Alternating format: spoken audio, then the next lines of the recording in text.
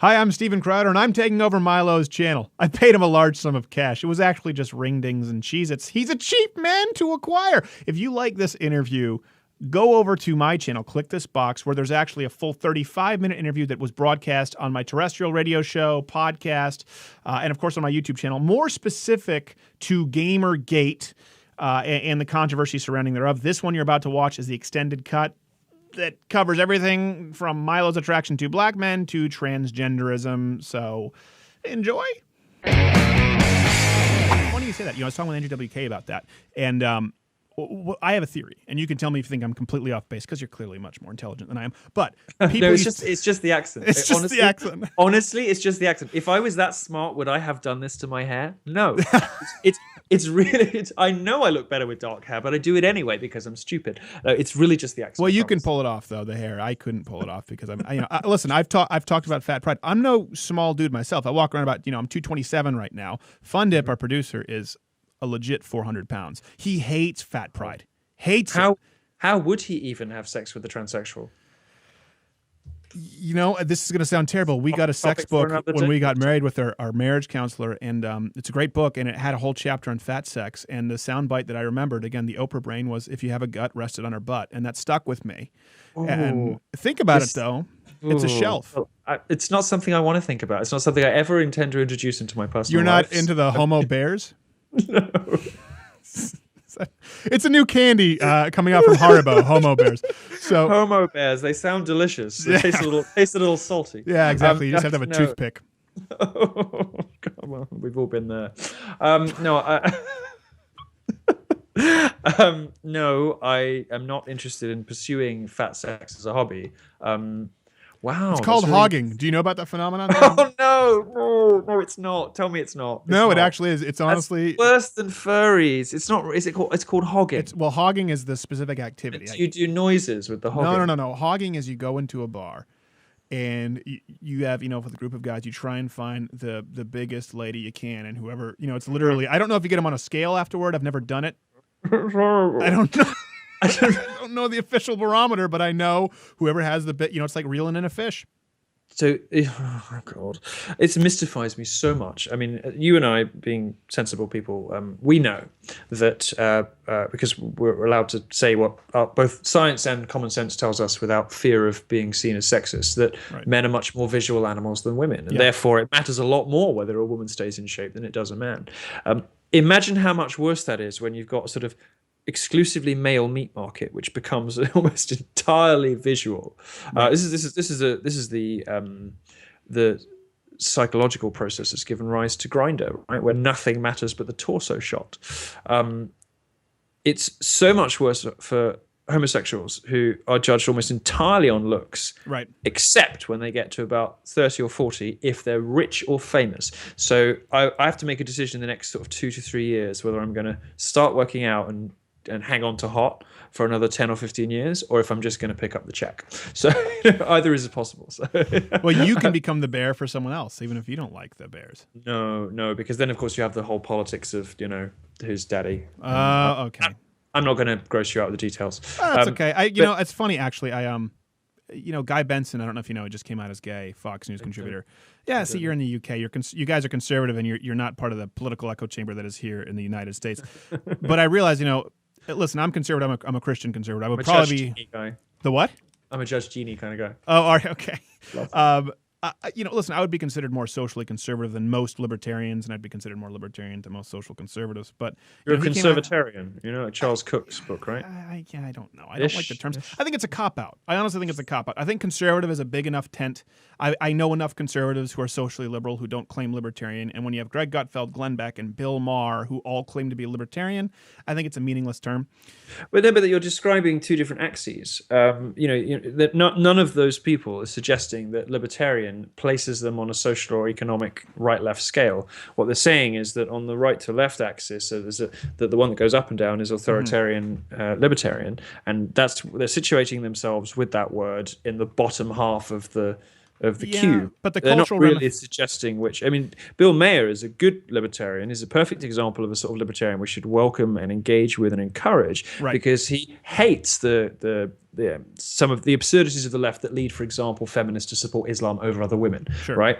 Crazy nonsense about terrorism, because he's in the sort of libertarian left quadrant. I don't think there's anything contradictory in that. No, I don't. I just mean I think the cultural ramifications are the same enough that I don't identify as a libertarian because people attribute more to that, whereas I go, hey, I'm a conservative, but let me explain to you what that means.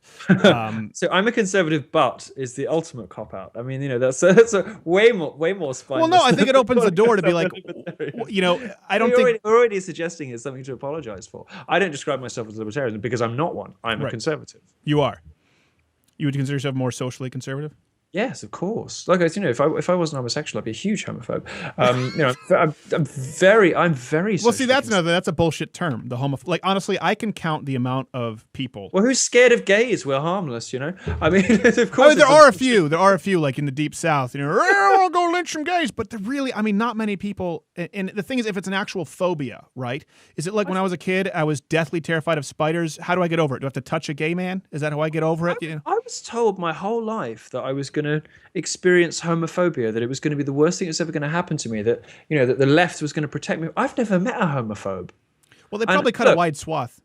Well, I'm sure, but I mean, I don't think I've ever met one. I don't think I've ever been anywhere where somebody has threatened, has wanted to hit me. I don't think it's ever cost me anything in business dealings. I just don't think I've ever met one. Now, granted, I run in fairly civilized circles, but if anything, there are plenty of socially conservative people in those circles who would have problems. I don't think I've ever met a sort of virulently homophobic person. Well, that's why I say, because I would think it's nonsense. I would be on the list. I'd be socially conservative, pretty traditional marriage guy, would be a homophobe. And Guy Benson came out as gay, and I'm thinking, I guess it doesn't surprise me because he slept on my couch when I lived in Chelsea with my gay roommate for 4 months. Right. And I was actually really good friends with his boyfriend. He was a nice guy. He was a total lefty. But I'm going to tell you, it never got comfortable hearing them go into their room and hearing the belt buckles hit the floor. That wasn't homophobia. No, I'm not into all that. Although I have my own fetish. I'm a what do you call it? Miscegenation? Is that what the sort of American right has a well, actually no, you see, it wasn't really. It was the Democrats, of course. The Democrats, party of the KKK. Right. Democrats, party of Jim Crow. Democrats, party of the fake literacy tests to keep black people out of the polling station, which they now compare to asking for a valid ID to vote. So. Right, and it's that thing that you did, those fake literacy tests that you staged to keep black people out. Now what we're doing to ensure that people vote knowing a little bit about who the president is, at least, No, just being a legal damn citizen. Can write their own name and lives here and pays tax. That's somehow racist. What an extraordinary thing to claim. No, but I don't date whites, which I suppose puts me in the really sort of the ultimate conservative sin bin. You only date black people? Yeah. I didn't know if it just meant any sort of generically ethnic. Like, no, just that. Are you talking like really black or like Abercrombie black, where they're generic but they don't intimidate white people? Like, let's put them in skinny jeans and you decide. I've never heard that before. That's an excellent expression, Abercrombie black. That's terrific. Sort of cafe au lait, unthreatening looking. No, is he biracial? Is he Indonesian? It's up to you. Nobody knows. Yeah. The whole spectrum, really. Oh, well, it's funny. Fun Dip and a little something from the dark continent, and I'm fine. Well, Fun Dip and I were talking about this. He is, and I always ask him, I say, well, listen, is it racist? It's okay to like blondes. It's okay to redheads. It always gets into a little bit creepy territory, and Fun Dip is one of those guys. But then all of a sudden it becomes racist to say, I'm not particularly attracted to black women. Now, I've dated black women. A couple, actually. My wife is straight out of a page of Hitler Youth. I've dated all different kinds of women, whereas Fun Dip is not as attracted to black women. And we were the survey stuff on this, right? Well, I know there are, but it doesn't matter. You don't have time to quote them. No. Well, in the bar, no, you don't. No.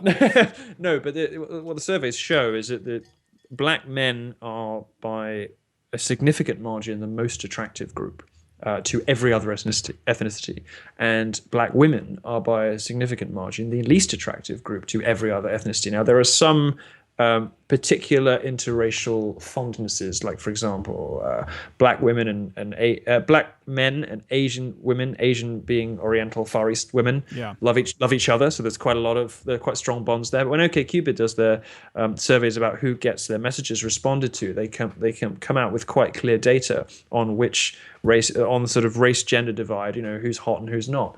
And black women fare very badly in those studies. It's remarkable. I mean, nobody really knows why. Well, I feel bad for black women because they're getting the short end of the stick there. And then, I mean, quite literally. And then also I feel bad for Asian men because... Yes, Asian men are also quite often overlooked. They don't tend to get a lot of their messages responded to. Women aren't particularly interested in them. I mean, for but the black ones women, who are really are. Well, I am something of a connoisseur on the science of redhead attraction, right? So Well, I know because you're quite from the UK. You have plenty of them. well, I know quite a lot It's your about biggest export. why ginger people are considered unattractive, and there's a variety of reasons. Some of them are evolutionary, and some of them are cultural. And interestingly, if you're into one of those other groups that doesn't look like you, right? Mm-hmm. If you're a white guy who goes for something exotic, as I do, or if you are, right. If you're a guy who goes for redheads or whatever, your sensitivity to other things about that person goes down quite significantly. So if, for example, I'm a guy who's into redheaded women, I sort of don't care if she's carrying a bit of extra weight, and I sort of don't care as much what her face is like, provided she's got the red hair. So I've certainly noticed this in myself with black men. And men who are into redheads, for example, have this extraordinary thing. They sort of don't care what the redhead looks like. That's always what I've said. So the good news is, if you're redheaded, it is true that fewer people are going to be attracted to you. But the ones that are don't care what you look like. Exactly. So you can get fat, and you will always find people who want to fuck you. It's actually much better than being a normal person. I always imagine. With blondes and and brunettes, it's a preference. With blondes and brunettes, it's a preference. With redheads, it's a fetish. It is a fetish, and if you have that fetish, it sort of doesn't matter what else the other parts of the package aren't so important. Yep, that's what Fundip loves. He loves anything Scottish, English, redhead. He's a Doctor Who fan. I got to tell you, man, I tried to get through Doctor Who, I couldn't do it. Because of the redheads? Well, that didn't help, it matters any, but I just couldn't do it. It was like watching just a terrible low-rent Canadian show. I couldn't do it. The only things I've ever seen from Canada have been Canadian-American sci-fi series. So there's quite a lot of them, isn't there? Sort of Continuum and Stargate. Was Stargate Canadian? Yeah, Stargate. Well, Stargate the movie was American, but Stargate the series, both SG-1 and Atlantis are both Canadian-American. So that's why they have all these jokes in Atlantis with Rodney, the scientist, where he's, is it a ZPM or a ZPM? I'm such a dork. I'm sorry. We have to get you on with Fundip. I wish I would have. I'm sorry. I just realized what was happening there. No, go. The truth is, stop myself. The reason I didn't have Fundip in is because every single conversation devolves into Star Trek or Doctor Who, and I was like, with a Brit, it's not going to be good. I could talk for an hour about the virtues of Catherine Janeway, so it's a good job that he wasn't. We'll have you on. We need to actually, if we can get you across the pond, get it, and we'll tape it. Get you, Fundip, and myself. We can go to Comic-Con. And I would love to. Oh my gosh, it's yeah. He's a weird cat, man. But yeah, I just knew this conversation would go nowhere because you're English, and now that I know you're a Trekker, I guess Trekkie's derogatory, right? Very, very private, secret, shameful closet. I mean, look, I don't mind coming out as gay. I don't even mind much more difficult coming out as conservative. But coming out as a Trekkie is a step too far, even for me. Well, Fundip has you beat. I sometimes I wonder how he's still alive. He punches every box that you possibly can that should earn him a firm ass beating every single day. Trekker, he's a big guy. He loves redheads, but then he's socially super liberal. He's a fun dude. But the point I was making was about, you were talking about how Gamergate and these sort of people, they love these long form conversations, right? And I will tell you this, in terrestrial radio, they thought this wasn't going to work, and people are going, well, this is new. It's fresh. It's really not that fresh compared to, I guess, sort of the podcasting phenomenon. But I have a theory about that. If you look back at, like the Steve Allen Show or the Marx Brothers or Jack Benny, who I think were obviously immensely talented and very entertaining shows, people went home, they ate their dinner at the table, and then they either sat by the radio or they watched television, right? So it was very show businessy. Hey, let me read you this list. See, sponsored by Colgate. Now they're not sitting around at the dinner table. There isn't as much human interaction because they're married to their device, that they want their entertainment to provide that human touch that they don't really get in their everyday life. You've seen them swap. Yes, I think that's true, and I think it's why people like us are so popular, because we have what the left doesn't, which is a lightness of touch and humor and gaiety and sort of normal human connection with people. Able to speak about the things they care about and tell the truth about them, and not be racked with earnest, pearl-clutching, hand-wringing, anxiety about every sentence and every word, which normal people, of course, aren't. I think that's why you and I, in our respective worlds, are so popular, because we provide that for people in a world where the media is not doing it anymore, and maybe their family is not doing it so much. So yeah, no, I Can you put to rest the myth of the BBC being this beacon of truth and light in news? Oh, it's hideous. It's a monstrous engine of liberal chaos. The way they report on Israel-Palestine is disgusting. The problem isn't so much the interesting thing. The mistake people always make with the BBC is they say, well, they go looking for problems in the news coverage, and they're there to be found if you want to look for them. And on something like Israel-Palestine, no one's ever going to be happy. So the BBC can quite plausibly and reasonably say, well, everyone's pissed off at us, so we're probably doing okay. The problem with the BBC isn't so much the news coverage. The problem is in the drama and in the creative programming, the comedy, all the stuff that they put out on BBC Two and Three, right, that young people watch, all of the dramas, all of the cultural programming around the news. That's where the real problem is. That's where the sort of incredible bias is. That's where the sort of deep-seated loathing and hatred of conservatives just seeps through in every scene. The news, BBC News, in many respects, does a very good job. I do have some problems with it.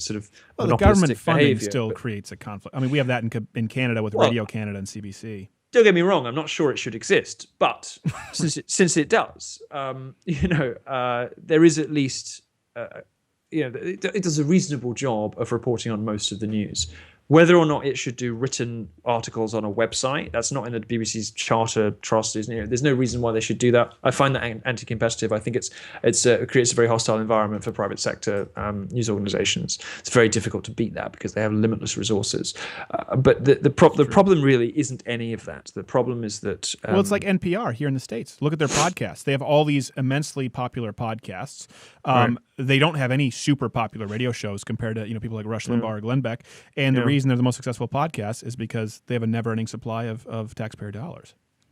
Yeah, that's true. I mean, I suppose the only thing that I do really love that they do was Car Talk. I still love old reruns of Car Talk, which I think is adorable and lovely. But of course, it's two old liberal professors joking in the way that only men from the coasts can and do. Right. That was a very cerebral and very alienating humor for a lot of America, I would imagine. Yeah. I think it's great, but then I admit that I'm from that sort of world. Yeah. I mean, I guess there's a similar problem at NPR, but the BBC drama is. Who's that BBC guy? Is what the problem is. Who's that guy at BBC? I can't remember his name, but I was actually at Value Voters Summit, and I was like, they signed me up, and I was speaking. I'm like, you sure? You know what you're getting into? You want me to do stand-up at Value Voters Summit? I'm like, yeah. I'm a Christian conservative, but do you understand how offensive I am? I'm like, yeah, we want you to come. So, of course, all of our media matters. And there was that guy there, the guy on whom Robert Downey Jr. walked out. Do you know who I'm talking about? Krishnan Guru Murthy. That's him. Well, because he was following me around like a puppy dog. He probably has 40 minutes. And he was asking me, and he kept asking me about the gay marriage questions. And what do you think about these people here at Value Voters? I like him. He's a nice guy. No, well, okay, let me be clear. Personally, he seems like a nice enough person. I don't think he's an evil guy. But he's got this weird sort of lapdog, sort of slightly... I don't know what's wrong with him, but he sort of follows people around, sort of trying to get them to say something embarrassing, and always ends up looking like more of a dick himself. Well, he didn't end up using any of the footage, and he actually interviewed me. He wasted an enormous amount of time trying to get you to say something embarrassing, and only made himself look a bit pathetic. And he did this with Robert Downey Jr. That interview was awful, not because he was being a bastard, hilarious. but because he was being so pathetic. It was funny though. Well, it was, but then I have to go on radio with you guys and say we're not all like this. I promise. This is true. We're not all like this in England. I promise. Well, he didn't only interview me. Then I went up to my room and he called me back down and said, "Hey, we want to get some better shots." And I really thought, would you give me more time? And so then my wife came down with me. We had literally just gotten married and come back from our honeymoon, and I kind of knew where he was going. Is he gay? No, I don't think so, but I understand why you might think that. Well, he was obsessive about the gay thing. It seemed like it was the only topic he could talk about. And maybe I think it's very progressive. Channel 4 News is the most progressive news show we have. I mean, we don't have anything as crazy as Rachel Maddow, but Channel 4 News in the UK would be on MSNBC. Really? Okay. Yeah, so I think that's where you can understand it. So he goes crazy on the social issues, the gay stuff and whatever, and the lead presenter Jon Snow is like sort of virulently anti-Israel. I actually like Rachel Maddow. I'm not going to lie. I think she seems like a decent person, and I'd rather someone come out with their views than the sort of soft bias with someone like Anderson Cooper. I much prefer when they're open about it. I much prefer when they're honest about it, and that is exactly the problem I have with Anderson Cooper. But then, of course, his politics isn't the only thing he has kept under wraps. Well, it's funny. I can send you this tape. I did this bit 2-3 years before he came out of the closet at CPAC, and it was when remember GoProud. It was the first year they were being a donor or whatever, funding CPAC, and so there was kind of some protest. And so I went up again. I was like, "Are you sure you want me to do stand up at CPAC? Like, you know what you're getting?" I was like, "Yeah." I'm like, "I'm not Bill Bennett. I'm not going up and taking questions." Like, so I go right up, and my first bit was, "All right, let's address the big gay elephant in the room." And people are already uncomfortable. And I talked about GoProud, and I sort of complimented them, and then I said.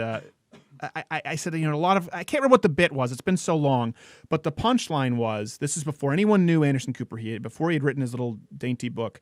I said, well, how gay are you? I said, I'm Anderson Cooper gay. I said, I'm not quite Rock Hudson playing doctor with Gomer Pyle gay, but I'm getting there. It was front page Media Matters, like Steven Crowder slanders, and like now we all know. But back then it was considered hate speech. And I didn't even make fun of. I just said like, I knew what I was doing. Yeah, but the only reason it's really upsetting to them is because he is in fact gay, and everyone knew it for so long. Right. It would be funny if you'd said. I mean, I for example could, I don't know. I'm sort of Chris Matthews gay, or right. I'm Sean Hannity gay, because Sean Hannity is sort of camp in a way. Sort of he's got something of the sort of. He's very well coiffed. Yeah, and there's something of the sort of elderly antiques dealer about that, So is that a gay thing, antiques? Yeah. Is that a joke? I know there's an actual phobia of antiques, more so than homophobia. There's a clinical phobia. Yeah, Billy Bob Thornton. There's no clinical phobia of antiques. That's ridiculous. It's just attention seeking. And yes, of course, antiques are gay. How many straight people do you know that work in antique shops? I don't know anybody who works in an antique shop. Well, if you did, they would be gay. Okay, that's fair. Probably not. I would imagine it goes the other way, where not many lesbians work in the antique shops. No, I've always wondered about which the sort of there are not enough women working in tech, there aren't enough blacks in this, whatever. I've always wanted to start a petition for heterosexuals on fragrance counters. Why aren't there more straight men selling perfume?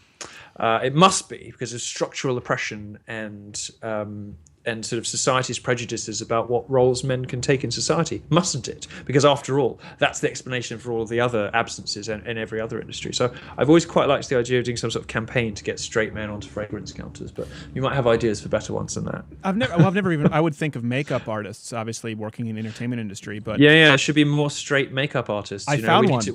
Did you? One. Did you? Yeah, one. I was very surprised. As a matter of fact, I was so surprised I didn't buy it for like the first few sessions. You know what I mean? I was you're not really straight. You're just saying that so the other guys are going to want you more, right? Yes. We've all been there, right? As homosexuals, we've all played the straight. We all sort of try to pretend to be straight for the first couple of days in a new job, just so that all of the other gays are like, "Oh, I really want to bang that," and then as soon as they find out you're gay, they're like, "Oh, okay, whatever, honey." It is true. Hard to get, I would imagine, is pretty rare in the gay community, and I don't exactly. When you manufacture exclusivity in homosexuals, I mean, it's like catnip. You just walk along the street, you got 50 of them behind you. It's great. Well, and that's the thing. And of course, if I say it as a straight guy, you're my homo pass. You know, you've heard of the hood pass. You're my homo pass here. Yeah. No, I'm happy to be a homo pass. I've probably said something worse already, so we're going to have a very happy, symbiotic relationship. Well, on this. again, lived with a gay guy for years. You know, John Phillips, a good friend of mine. Well, actually, the rumor started circulating because I was with my roommate and John Phillips, host at KBC LA, who is openly gay.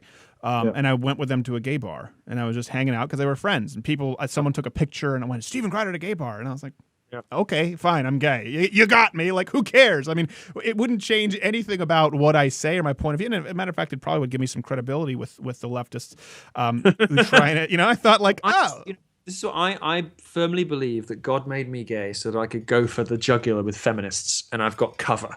You know, I firmly believe I was made a homosexual just as cover, just as an identity politics distraction, like a misdirection maneuver, just to throw them at the beginning. So they meet me and they're like, "Oh, it's this nice gay guy. He's going to be fine." And then I'm like, "The facts are wrong." You know, like I could stick up for straight guys in a way they could never stick up for themselves. If you were in ancient Greece, you'd be the 12-year-old boy who just flexed and broke that right off. Right. Sorry, I took it to a very unhealthy place very quickly. It's fine. It's fine. You know, people call me a reactionary. They think that, they say I want to go back to the 1950s, and they're right. But I want to go back to 650 BC. I want to go back to Sparta. You know, there's nothing that wasn't awesome about Sparta, including super gay. I'm including being super gay. But I'm fine. So I'm fine with ancient. How do you the joke? How do you separate Greek men from boys? I don't know with a crowbar. So I know all of these. It's fine. You can go for it. Oh, that is funny. Well, that's a point I make too, where we talk about same-sex marriage, right? And I talk about this a lot. And regardless of where you line up, there's something that people have to recognize. That they think of polygamy as this horrible crime against mankind. I'm going, okay, every single society since the beginning of time at some point has recognized polygamy. Almost every society. Yeah. But I don't want to speak in a generality that would be inaccurate there, because here's a statement, an absolute statement that is true. No society before the last 50 years ever recognized same-sex marriage. By the way, including the super gay societies like the Greeks. They were openly gay, but it wasn't a marriage. True. Yes, that's true. That's true. And also, I think another interesting thing about that is lesbianism, I think, is as a sort of mass sexuality in society is a relatively modern phenomenon. Mm-hmm. It is true that the classical authors tended to talk about men and male stuff, but they didn't shy away from talking about interesting things, as and when they occurred to women. And you can't tell me that Suetonius or Juvenal wouldn't have spoken about lesbianism if it had been as big a thing as male homosexuality. I don't think it was. And when you start to factor in how much more malleable and socially determined female sexuality is, and I'll send you my piece about lesbian domestic violence, which touches on this as well, why women have relationships with women, and it's not really because they're lesbians. You start to realize that actually some of what the religious right says does make some sense when it comes to lesbians. It is certainly true that if you present a particular kind of lifestyle as being a happy, valid lifestyle choice, an alternative to a relationship with a man, perhaps to a woman who's had a bad, has been knocked around or just had bad experiences with men, and go to try out lesbianism instead. That's how female sexuality works, at least more so than male. Mm-hmm. So there is some truth in what the right says about promoting certain kinds of lifestyles. Born this way, the idea that there's a gay gene, the idea that everybody's simply born into their sexuality, is a PR. It's a lie. It's a con. There's no basis in science whatsoever. It was a PR move dreamt up by the gay lobby in the 80s to get around the religious right, who said that being gay was a wicked lifestyle choice. And so the gay lobby responded with, actually, we were born that way. There's nothing we can do about it.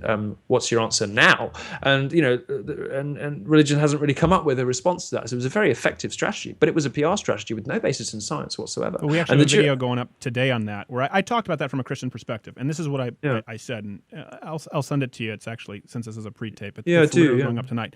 I talked about this with Fun Dip because I do honestly, having a lot of gay friends, and everybody goes, "Oh, you're trying to say you're not a homophobe." Well, listen, I have had just a lot of gay friends. Some of my best friends are gay. Right, but it's true. By the way, the fact that it's a commonly used argument doesn't make it any more invalid. If someone does have a lot of black friends or gay friends, argument. If you have a lot of gay friends, that suggests you're probably not a homophobe. It's a perfect, reasonable argument. I know, but again, the left just goes, "Well, we're going to say that's homophobic." What do you say to that now?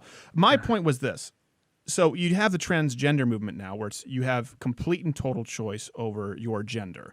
And of course, you have no choice at all over your sexual actions. The argument I've not heard a lot of Christians, by the way.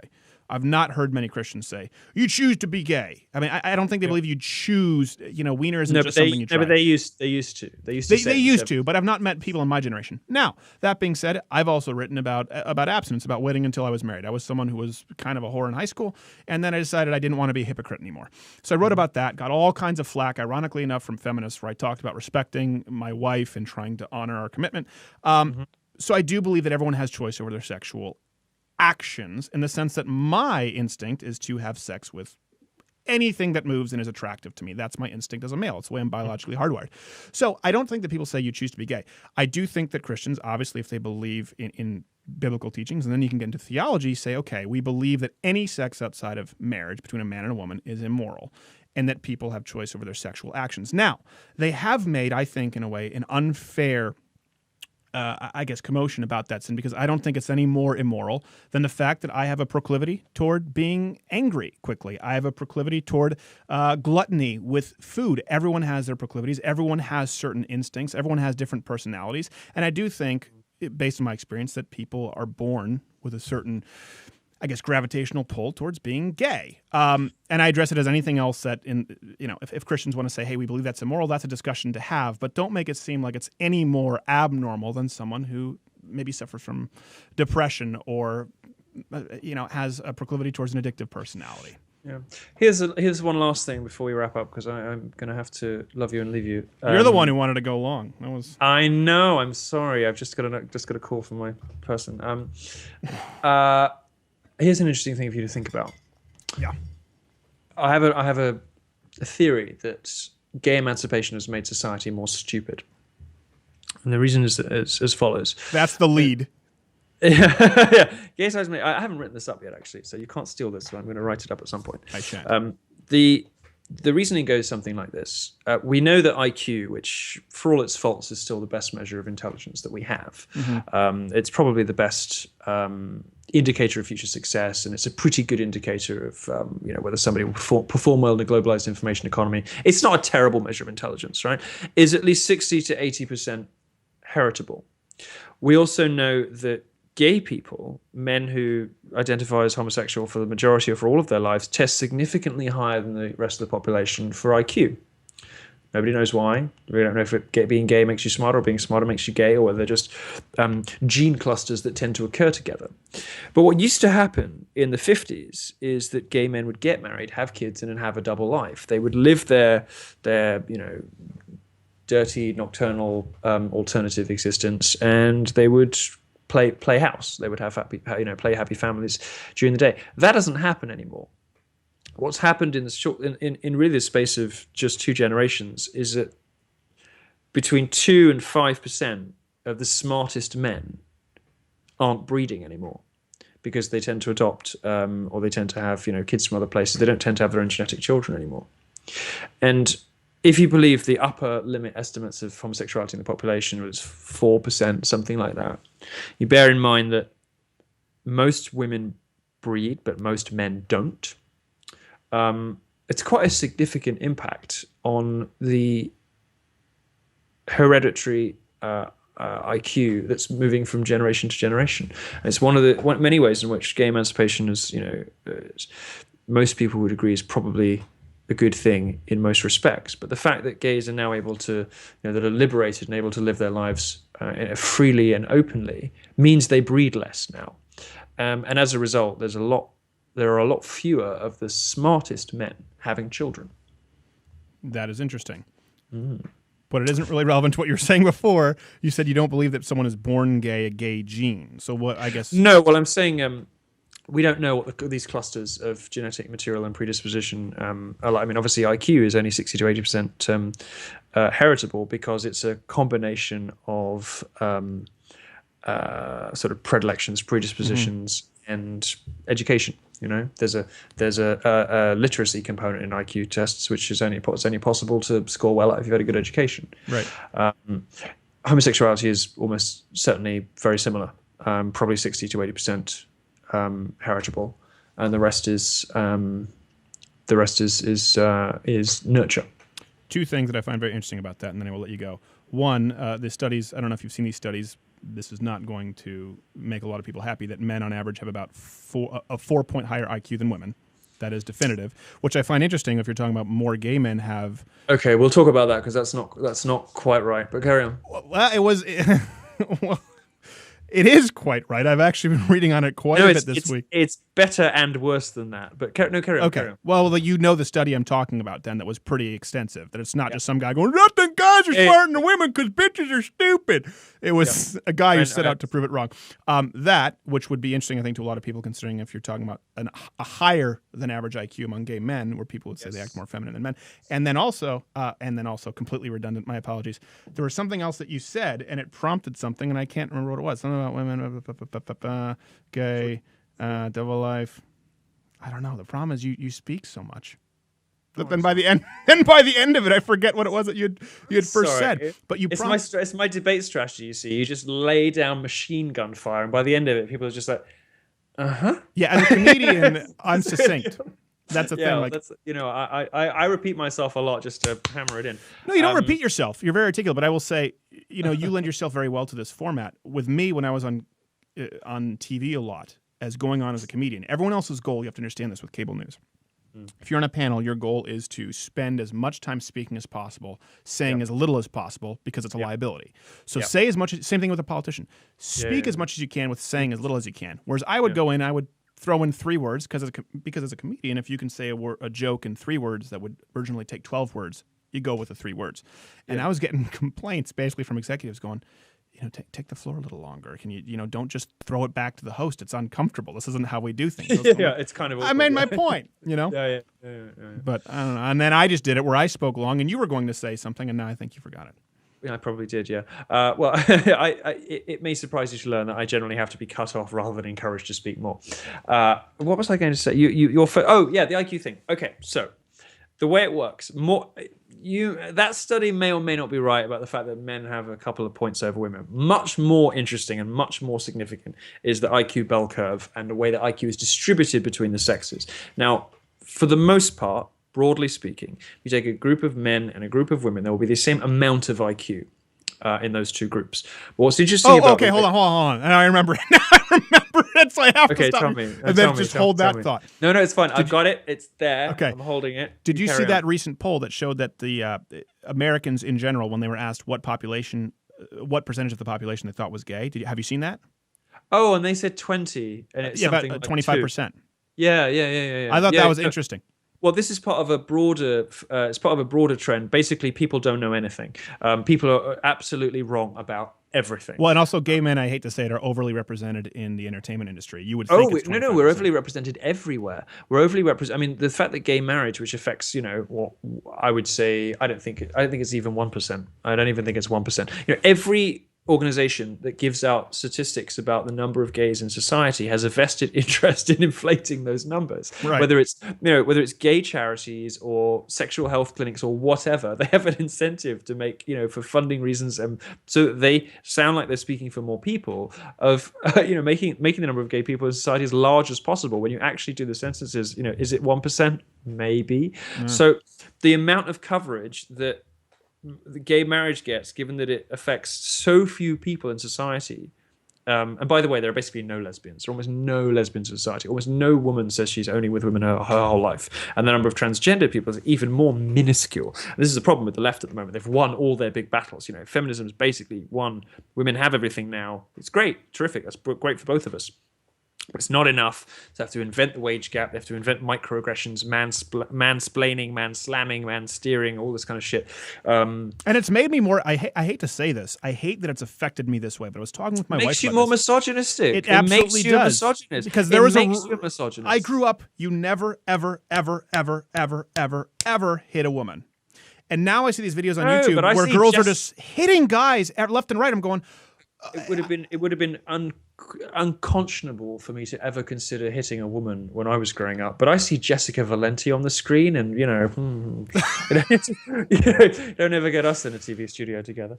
But honestly, though, it's open season on men, not only intellectually now, but physically. If you run a search of YouTube, girl hits guy, and you can't hit them back, and even I can't hit them back. Actually, that's one of the interesting things where the And I'm not saying you should hit women, by the way. I'm not saying that. I'm just saying it's changed it. You shouldn't hit anyone. You Right. shouldn't hit anyone unless they start it. And if they do start it as a man, Oh, come on, let's stop. You kind of just have to take it. Let's stop the BS. My friends and I hit each other all the time. We're always wrestling guys, and I would never do it with a woman. I'm always wrestling guys too. This is true. But just avoiding the bears. Oh, it's fine for a bit of. They're nice to cuddle. No, I mean, lost my thread. We were talking about that. Well, let's go back to the IQ thing. Even I can't hit. I mean, not saying I want to, but even I wouldn't get away with hitting a woman being gay because the male privilege would override the homosexual oppression in that particular case. Normally, I can get away with being outrageous and saying unpleasant things and being controversial. Oh, he's just a faggot. But I couldn't do that. I couldn't do that, even if she had it coming. Okay, two things. I want to go back to the IQ, but you just said faggot. Yes. So quick question. What is that in the UK? Is that a hate word in the UK when it still means cigarette, fag? It's not really a word we use in the UK. I sort of use it comically to so I like to make a joke out of being a sort of homophobic homosexual. So it's kind of like a joke that I do. So I just latch onto any sort of derogatory word for homosexual because it annoys the right kind of gay. There's an earnest kind of pearl clutching glad kind of like, how can you say that about your own people? And then of course they accuse you of being self-loathing and all the rest of it. And I find this sort of stuff endlessly funny. So if anybody's offended by that word, I'm sorry, but well, actually no, I'm not. If anyone's offended. Ironically, that someone would call you self-loathing when the object of your desire is the same genetic equipment you share, which I find funny. But or just myself. I mean, just me in a mirror, I'm fine. I always wondered that. I mean, I was like, if I had boobs, I wouldn't make it out of the restroom. Right? It's really fine. Okay, so the IQ thing, and then I want to let you go, but you were making an interesting point. Same amount of IQ with the pool of men and women. Roughly, but the reason that there are sublime male geniuses and knuckle draggers, the reason that there is a male Mozart and Rembrandt and Van Gogh, but no female equivalent, and the reason that men fill the prisons has got nothing to do with race or any longer to do with privilege or anything like that. It's to do with IQ distribution. So if you think of the bell curve, the bell curve, I've seen that chart too, where there are more women in them. Right. So women cluster around the mean. There's no reason in evolutionary terms for women to have extremes of anything, right? But men are where nature takes its risks. So the graph is shallower. It means fewer men have that mean of 100, and there are more men right at the top and the bottom ends. So as I say, it's a double-edged sword because it means that there are more knuckle dragging. Well, you get to a point where there are 0 female geniuses and a very small number of men left when you actually look at the chart. Yes, what happens is that all of the subjects that men excel at, the sort of, unfortunately for women, I guess, all of the kind of societies of species-defining accomplishments exist in those. Happen in those disciplines that require very high IQs, and there simply aren't that many women around with a high IQ of above 140, right? So astrophysics, philosophy, mathematics, computer science, all of these subjects are almost exclusively male at college because women drop out or they don't choose to do those subjects, or, as is more often the case, they don't cut the mustard and they don't make the grade. And all of those subjects are the ones that take us to the moon, that give us music, that give us Descartes and Kant and the intellectual history of the West, our scientific and structural societal accomplishments. All of those happen in those very high those disciplines that require very high IQs. Unfortunately, for men, the day-to-day process of education and jobs lends itself much better to women. Men don't tend to do as well in public education. No, exactly, because all of the tools of assessment are geared towards girls. We now go for coursework instead of exams because girls are better at it. We do soft skills instead of hard facts and knowledge because girls are better at that stuff, which is why now more women go to university, more women graduate from university, women getting higher grades at both high school and university. And it's also ultimately the reason why under the age of 30, the UK and the US, women get paid more than men for the same work because they have a broader range of skills, including being able to sell themselves and communicative skills, no matter what discipline they're in, to negotiate for higher wages. And also, of course, all of that sort of structural inbuilt advantage that women have now, as we learned the other day, in at least one STEM, at least one STEM subject, women have a 2-to-1 inbuilt advantage against men, all else being equal, solely by virtue of being women, because everybody is desperate to hire women for the sake of hiring women. Right. So now women have a 2-to-1 advantage in men in some of these in job applications. This is what boys are talking about when they say, maybe not men our age. This is what boys are talking about when they say they feel like society is engineered against them. Because yes, it's true that historically speaking, women did have a lot of structural obstacles to overcome if they wanted to do as well as a man. But that isn't the case anymore. Yet we insist on gerrymandering things to appeal to one sex or the other. At the moment, the pendulum has swung quite far in the other direction, and we're learning is that boys of 20 who are not responsible for the sins of their fathers, but who feminists want to sort of this is another way feminists are just like the religious right. It's the doctrine of original sin. They want to punish these 20-year-old boys for the sins of their forefathers and disadvantage them academically by structuring, by engineering the whole system in favor of girls. I mean, that's not fair on these young kids. And that's what young men are talking about. When they get very angry online sometimes, they sort of act out, they use very, very frothy and energetic language, they get boisterous, Yeah. That's what they're talking about. That's what they mean. They go through school where 1 in 7 of them is on Ritalin because they've been held up to feminine standards of beauty. They get to university and there are dozens of programs for women and nothing for them. And the women are all doing better and getting better grades, and they can't understand why. They don't know it's because the marking criteria are all geared towards the way that women learn and how women perform better. And then they get into the workplace and they have to work twice as hard to get the same job as a woman does just because they have a penis. I mean, those are the sorts of real structural advantages that women complained about for 100 years. They don't understand, or they don't care, maybe, about the unfairness of flipping that on its head very quickly in the space of one generation, so that men now have all of those disadvantages and women have very few of them. And that's one of the reasons why I write the sort of stuff that I do, because I find that pretty horrific. I blame the big fat CEO bonuses at the fragrance counters. I think you're onto something. It's Estee Lauder. Yes, it is Estee Lauder and Clinique's fault. Estee Lauder. Thank you, Milo. We won't keep you anymore because I know you've got to go. But hey, like I said, you wanted to go long. This goes online. We'll have to cut this up. It'll be like 5 hours. But you have to come back. We'll have you knock some sense in the fun dip, and then we'll see what happens. Terrific. Thanks so much for having me. Thanks, man. Appreciate it. Bye. Hi, is this...